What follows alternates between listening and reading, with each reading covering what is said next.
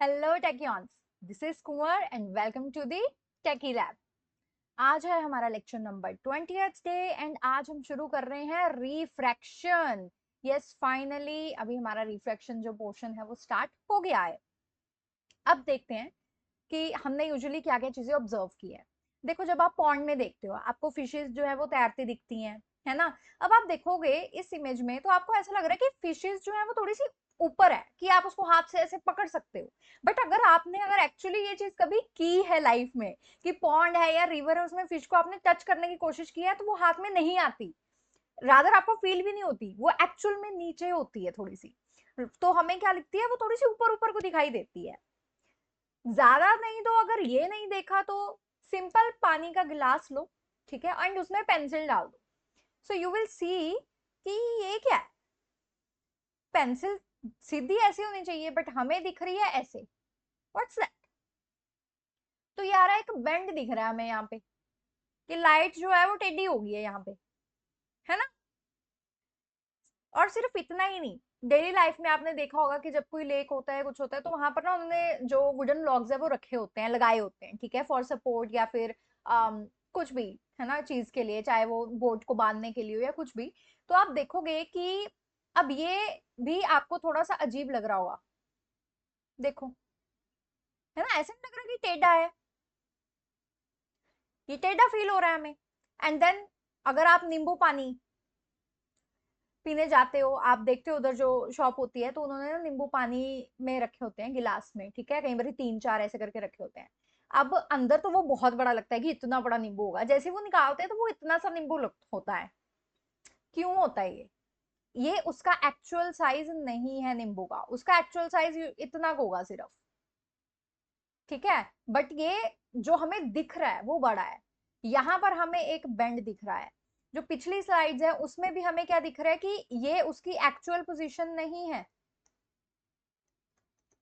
जब आप उसको पकड़ने जाते हो, हाथ लगाने जाते हो, तो आपको हाथ में ही नहीं आती वो। एंड अगर आप यहाँ देखोगे तो यहाँ पर भी आपको बेंड दिख रहा है।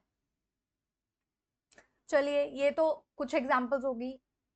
फिर अगर आपने एक ग्लास स्लैब देखी हो तो आप क्या करो, आप एक पेपर लो, उस पेपर पे जो है अपना नाम लिख लो, ठीक है। फिर आप ग्लास स्लैब लो, उस ग्लास स्लैब को इसके ऊपर रखो। अब आपको क्या दिखेगा, अब ये बहुत बड़ा दिखेगा आपको साइज में, इसका जो साइज है वो बड़ा हो गया है। अब आप देखो कि ये यहाँ पर फॉन्ट इतना है, पर यहाँ पर फॉन्ट कितना है, ये तो ये बड़ा दिख रहा है ना, थोड़ा मैग्निफाइड दिख रहा है, बोल्ड दिख रहा है थोड़ा सा। तो ये क्यों हो रहा है? तो मतलब जब हमारी लाइट, अगर वो वैक्यूम है, एयर में है, तो हमें नहीं, चीजें इतनी चेंज नहीं दिखता है। बट अगर हम उसको एक ट्रांसपेरेंट मीडियम में देखें कि वो चाहे एक ग्लास स्लैब में ऐड कर रही हो या फिर वो प्रिज्म में जा रही हो या फिर पानी में आप उसको देख रहे हो, है ना, तो हमें कुछ गड़बड़ी दिख रही है। हमें या तो लाइट बेंड दिख रही है या तो हमें चीजें जो है वो अपनी उसकी ओरिजिनल शेप में या पोजीशन पर नहीं दिख रही हैं, है ना। तो मतलब कुछ तो गड़बड़ है। तो चलो अभी देखते हैं। अब एक और एक्सपेरिमेंट।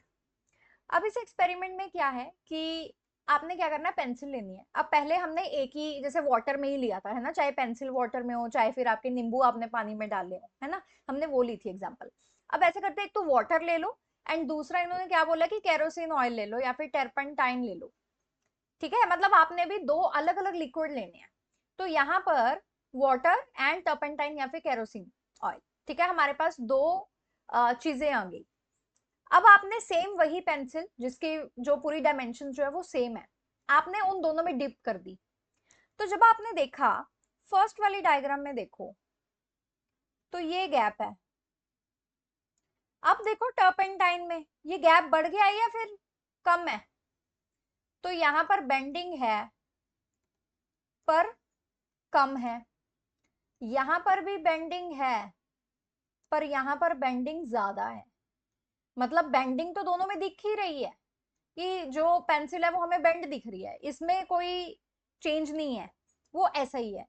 पर बेंडिंग का जो लेवल है ठीक है, वो डिपेंड कर रहा है, वाटर में कम है and turpentine and kerosene oil में ज्यादा है। तो अभी तक हमने क्या क्या किया, हमने ये देखा कि हमारी जो लाइट है वो हमें बेंड दिख रही है, या हमें चीजें रेज्ड दिख रही हैं, उसकी जो पोजीशन है वो हमें अलग दिख रही है। ठीक है, तो हमें ये सारी चीजें दिखी। फिर जब हमने बेंडिंग की बात की तो उसका जो एक्सटेंट है वो डिफरेंट है, फिर हमने ये चीज देख ली। ठीक है, आई होप ये चार चीजें अभी तक क्लियर है आपको, कि ये हमने ये सब कुछ ऐसे देख लिया, हमें लग गया पता। अब क्वेश्चन आ जाता है, आपसे पूछते हैं कि अच्छा ठीक है कि pencil appear to be displaced, हमें देखा कि पेंसिल जो है वो यहां से यहां होगी। ठीक है, to the same extent if instead of water we use liquids like kerosene और टर्पेंटाइन, वो हमने जस्ट अभी पीछे देखा कि ऐसा नहीं होगा। वाटर में अलग डिस्प्लेसमेंट थी एंड केरोसिन एंड टर्पेंटाइन में अलग डिस्प्लेसमेंट थी। तो बहुत क्लियरली आपको सबसे पहले मेंशन करना है, नो, डिस्प्लेसमेंट है बट उसका एक्सटेंट अलग अलग है। ठीक है, और ये क्यों पॉसिबल हुआ, अभी वाटर में एंड टर्पेंटाइन में क्या फर्क है, दोनों अलग अलग मटेरियल्स हैं, ट्रांसपेरेंट है, तो इसको हम कैसे डील करते हैं, रिफ्रैक्टिव इंडेक्स से। मतलब क्योंकि इनके रिफ्रैक्टिव इंडेक्स जो है वो क्या है, डिफरेंट है, इसलिए लाइट की बेंडिंग भी हमें अलग अलग दिख रही है। ठीक है, क्योंकि रिफ्रैक्टिव इंडेक्स अलग है इसलिए लाइट की बेंडिंग अलग दिख रही है। सेम जब हमने ग्लास स्लैब रखा था, है ना, हमारे लेटर्स पे, तो हमें क्या दिखा था, दे अपीयर टू राइज, ऊपर को दिखाई दे रहे थे, थोड़े बड़े दिखाई दे रहे थे, है ना। If we replace glass slab with transparent plastic slab, अब वो बोल रहा है कि अभी उस राइज को जो आपने देखा उसको, वो सेम रहेगा या फिर वो अलग होगा अगर हम ग्लास स्लैब यूज ना करके हम एक प्लास्टिक स्लैब यूज कर लें, क्या वो चेंज सेम दिखेगा, सेम हाइट पे रेज्ड दिखेंगे आपको, नो no, क्योंकि प्लास्टिक का अलग रिफ्रैक्टिव इंडेक्स है एंड ग्लास स्लैब का अलग रिफ्रैक्टिव इंडेक्स है, so no, the letters will not appear to rise to the same extent. ठीक है, अब इसका भी रीजन क्या देना है, देखो जो पीछे रीजन था वही देना है, नो, एंड ये कैसे पता लगा, it depends on the refractive index of the material, बस आपको ये चीज जो है उधर मेंशन करनी ही करनी है। ओके, जब भी आपको रिफ्रैक्शन के रिलेटेड कोई क्वेश्चन आएगा एंड आपसे पूछेंगे ये सवाल ऐसे करके, तो आंसर हमेशा क्या आएगा, रिफ्रैक्टिव इंडेक्स पे डिपेंड करेगा, तो आपको सीधा रिफ्रैक्टिव इंडेक्स पर ही जाना है एंड उसी पे फोकस करना है, क्योंकि रिफ्रैक्शन जो है वो रिफ्रैक्टिव इंडेक्स पर डिपेंड कर रहा है सारा।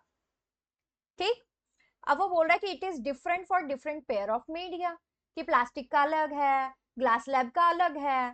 ठीक है, अब क्योंकि रिफ्रैक्टिव इंडेक्स है तो राइज अलग है। ठीक, तो इससे हमने क्या कंक्लूड किया, वो हमारी लास्ट लाइन है जो कि इंपॉर्टेंट लाइन है। तो ये सारी ऑब्जर्वेशंस ये इंडिकेट करती है कि लाइट जो है वो सेम डायरेक्शन में और सेम स्पीड से नहीं मूव करती है। ठीक है, it does not travel in same direction in all media, वो अपनी डायरेक्शन चेंज करेगी। चलिए, तो इससे हमने क्या पता लगा कि ये जो बेंडिंग हमने अभी तक ऑब्जर्व की, ये जो रेज राइज जो हमने ऑब्जर्व किया, वो सारा क्या है, बेंडिंग ऑफ लाइट का कॉन्सेप्ट है।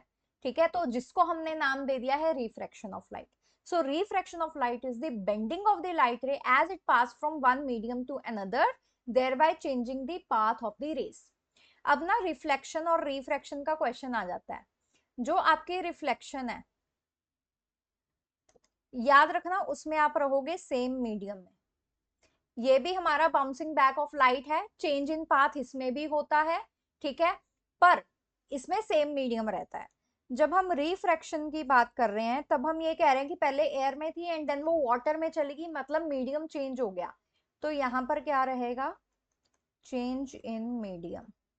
I hope this is clear everyone. Okay, refraction is the change in medium.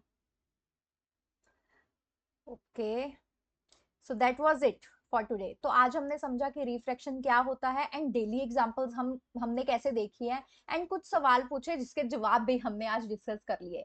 But ये जो है, जो हमने आज डिस्कस किया, ये क्या है, आपकी फाउंडेशन है।